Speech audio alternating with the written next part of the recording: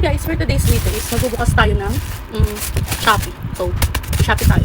So, buksan natin. Baka bomba na yung laman nito. Bomba yung laman nito. Tingin siya, tingin siya. Hindi. Buksan natin. Ito ay galing kay Kiray.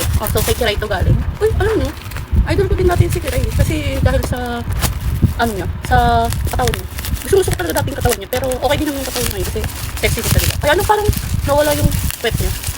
Yung chismisan. Chismisan natin sila. So ayan, ito yung naman. Na to, hot babe. Kape to, kape. So kape yan. And then yung isa. Ito, si Hello Green. Oh, ito is watermelon yung ano niya. So ito naman is juice. Ito yung tinitake ko pag umaga at saka gabi pag hindi ako nagko-coffee. So ito yung coffee niya. Ayan. So, bali nakakailang box na ako nito. Ito is pangatlo na. So, hindi to sponsor ko. Kaya, hayaan na natin. So, pinakita ko lang sa inyo kung ano to. So, effective naman siya kasi nakakatulog na ako ng maayos. So, dati kasi, para kung pagising-gising ako, yan, pagising-gising ako dito. So, para kung hinihinsaw yung ganun. So, simula nung pinik ko to, parang, yun, okay naman yung tulog ko. Tapos, pag nagkakape ako, dati kasi, mapili talaga ako sa kape. So, napapalpitate ako. Pero pagka, yan, yung SPSB yan, hindi. Effective din yun. Oo. Medyo ano lang talaga. Medyo pricey lang. Pero pag niyaya tayo ng mga barkada natin, pwede naman, no? Kasi pag libre, mas masarap. Tsaka pag libre, mas effective. So, kaya doon tayo sa libre. So, pag may nagyaya sa atin ng good kape, edi, sino ba namang tatanggi pagka SB yung magiging kape natin, diba? So, itong macchiato ni Kiray. So, hindi ko pa ito natatry. Talaga. So, bukas natin ito itatry. Ipapakita ko din sa inyo kung paano ko siya tiplay. Parang kape lang din talaga dahil. Pero, ang dapat natin tignan dito is kung effective ba talaga siya.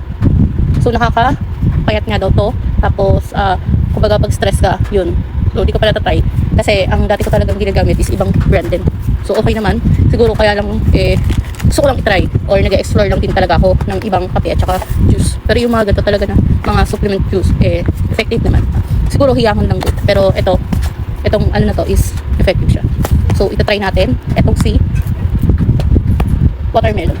Si watermelon kasi is mas maganda siya sa umaga. So, yung 30 minutes siguro bago pa kumain o bago ka mag-breakfast.